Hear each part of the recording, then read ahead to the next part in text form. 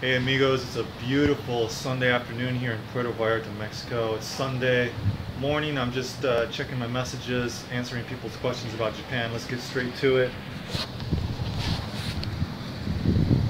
Here we go. It's a long one. I don't like the long ones, but let's get to the important stuff. He says, I am a third-year university student in America, and I plan on finishing my degree in chemistry and possibly pursuing a master's or doctorate program. While I have read that chemistry is not an in-demand field in Japan, my question is, how do you think I would fare as a chemistry teacher?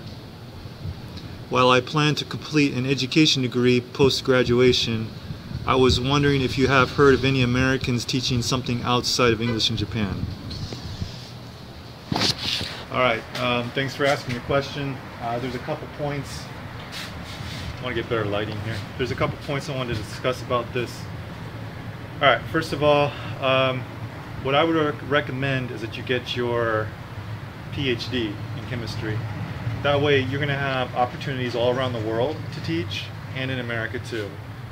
Plus a great salary, most likely. So yeah, go get your PhD, do that. And one thing, I mean, this is doesn't have to do with Japan, but just a personal thing, is like, if you're still getting your bachelor's degree, your 4-year degree, definitely just go straight into graduate school. Because I know from personal experience, once you finish college, your 4-year degree, you go out into the real world and start working, and then you want to come back again and get your graduate degree. It's really, really tough. It's really freaking tough. So I wish I had just kept the momentum of being a student and gotten my graduate degrees, but I didn't do that. So my advice to you would be, just go on that momentum of being a student and just go straight into graduate school. And yeah, in terms of getting a graduate degree, I would definitely get a PhD. Now, in terms of teaching in Japan, if you don't have a PhD, you're pretty much confined to being an English teacher, okay?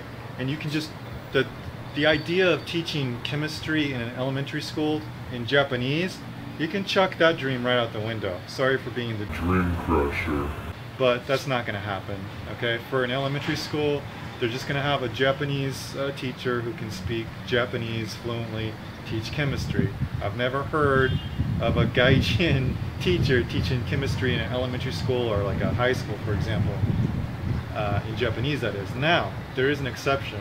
The exception is that there are private schools here they're called international schools. A lot of Japanese students will go to them because they only speak English at those schools, so they pick up English. They're very expensive schools, and I think the salaries there are probably better for teachers. Now, I met some folks from England, Ireland, America too. They were working at an international school in Kobe. One girl was teaching math, another girl was teaching literature. So, I mean, and of course they're teaching in English because it's an international school. That's the exception. And I think you could do that with a bachelor's degree.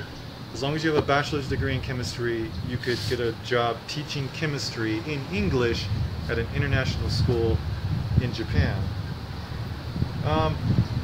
If you want to, finish school and come over to Japan and try that out, that might be something you want to consider doing, just to see what Japan's like, and maybe something you could do before you go back to graduate school. Like I said, once you break that momentum of being a student, it is hard to go back to school, but it's not impossible. Another route you could take is, if you want to teach chemistry in Japan, is get your PhD, and then you would most likely be able to get a position working at a university in Japan, teaching chemistry as a professor at a Japanese university, which would be freaking awesome. And in that situation too, I believe you would only have to teach in English. Usually at the graduate level, if it's an English speaking teacher, the classes are in English.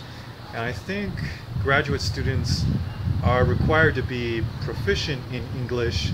Like they have to pass a certain level on the English proficiency test to be able to get into graduate school. Now that doesn't mean they can speak English. I mean, I've met a lot of graduate students, you know, who are pursuing master's degrees and PhDs, and of course they had to pass these proficiency exams to get a certain level of English proficiency, but they couldn't speak worth crap. But I mean, they have the knowledge and they can kind of speak English. I mean, it's there.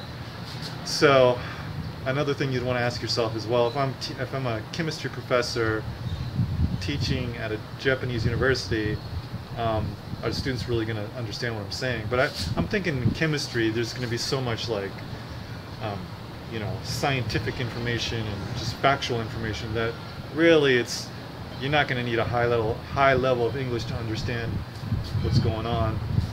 Anyways, I'm just kind of blabbering away, but these are some of my ideas about teaching chemistry in Japan. It's definitely possible, but just maybe not under the terms that you thought it was. Like, you're not going to go to an elementary school or junior high school or high school and be teaching chemistry just like a regular Japanese chemistry teacher would. You're never going to get the opportunity to do that.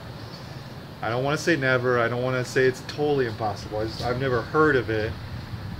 To get to the level of fluency where you could teach in Japanese, in my personal opinion, it's going to take at least 20 years to get to that proficiency in Japanese. There's a lot of